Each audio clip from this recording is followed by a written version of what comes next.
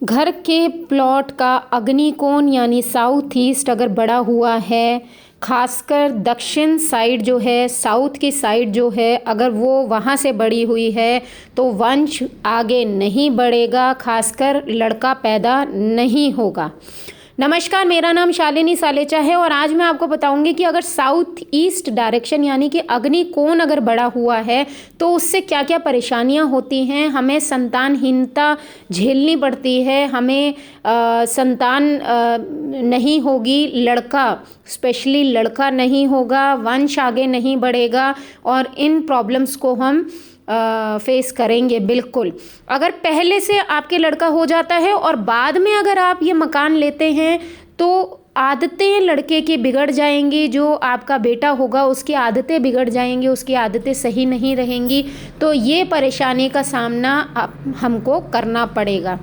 अगर आपके अग्निकोण में दोष है तो यह पक्की बात है कि आपके रसोई घर यानी कि किचन में भी वास्तु दोष ज़रूर होगा।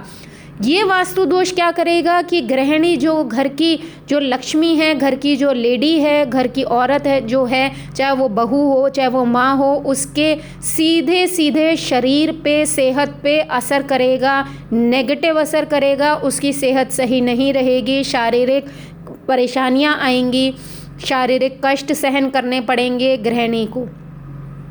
अब हम उपाय के तौर पे बता सकते हैं कि अगर ये चीज़ आपके घर में है तो आप क्या करेंगे। प्लॉट में एक सीधी रेखा खींचो, ठीक है, और सीधी रेखा खींचकर एक कोने से दूसरे कोने तक जो कि अग्निकोण में बचती है उसे खाली छोड़ दो। एक सीधी रेखा आप खींचेंगे और अग्निकोण के अंदर जो जगह बच जाती है उसको आप खाली छोड़ दो और जहाँ से सीधी रेखा बने वहीं से निर्माण करना शुरू करो। जहाँ से सीधी रेखा आपने खींची है वहीं से आप निर्माण करना यानी कि कंस्ट्रक्शन करना शुरू करो और बची हुई खाली जगह पर केले का, आंवले का, कटहल का या अनार का पेड़ या पौधा लगा सकते हैं और ये अगर आप लगाएंगे तो आपका वास्तु दोष दूर हो जाता है।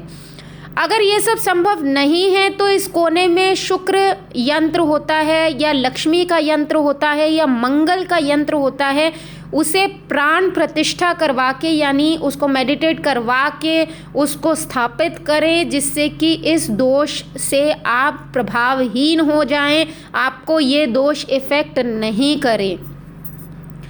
अगर ये तीनों यंत्र अग्निकोण के किसी भी दोष के लिए कारगर हो जाता है तो आपके लिए बहुत ही अच्छा है। इन तीनों में से कोई भी एक यंत्र आप लगा सकते हैं। आप अग्निकोण में कोई भी दोष हो तो इन यंत्रों की स्थापना करें और तुरंत असर देखें। मैं आपको गारंटी देती हूँ कि आपको रिजल्ट ज़रूर मिलेगा।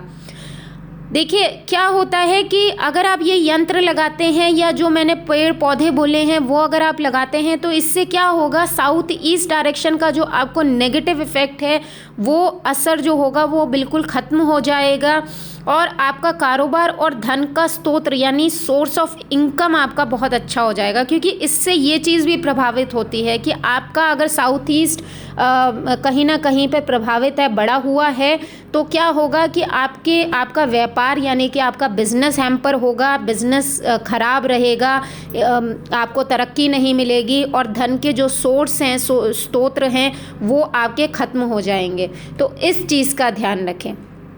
अब हम बात करते हैं अग्निकोण में अगर बेडरूम है। मोस्टली क्या होता है, अग्निकोण यानी साउथ ईस्ट के अंदर लोगों के बेडरूम हो जाते हैं और उसका क्या वास्तु उपाय होता है।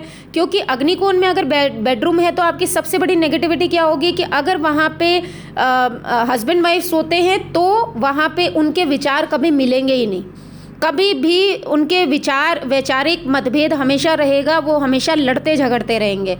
तो इसका एक ही उपाय है कि अपने बेड को दक्षिण की दीवार पर लगाएं यानी कि साउथ की वॉल पर लगाएं और जब सोएं तो आपका जो सिर है, आपका जो हेड है वो साउथ की साइड पर होना चाहिए। इससे क्या होगा, दोनों का दिमाग जो है वो ठंडा रहेगा। इवन अगर आपके साउथ ईस्ट में बेडरूम है तो भी आपको ये उपाय करना है। एक बहुत ही सिंपल उपाय है जो आपको करना है कि साउथ की वॉल पे आप अपना बेड लगाएंगे और साउथ की वॉल पे सटा हुआ आपका सर रहना चाहिए यानी कि आपका हेड रहना चाहिए।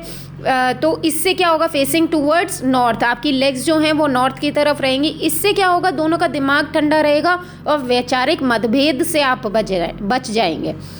अग्निकोण यानी कि साउथ ईस्ट डायरेक्शन में भूल के भी पानी की टंकी या जल का स्रोत यानी सोर्स वाटर का गलती से भी ना लगाएं या यहाँ पे टॉयलेट बिल्कुल भी ना बनाएं। ये सबसे बड़ा वास्तु दोष होता है। इस वास्तु दोष की वजह से बहुत सारी नेगेटिविटी आती है। आप कहते हैं हमारा बिजनेस नहीं चल रहा, हमारे पास पैसे टिकते नहीं हैं, पैसे आते तो चले जाते हैं, कर्जे चढ़ते चले जा रहे हैं, ठीक है, आपको संतानहीनता हो रही है, बेटा आपके पैदा नहीं हो रहा, वंश आगे नहीं बढ़ रहा है। तो ये सारे कारण जो है वो इसी वजह से होते हैं। तो आप इस चीज़ का बहुत ध्यान रखें और जो उपाय मैंने बताए हैं वो उपाय ज़रूर करें।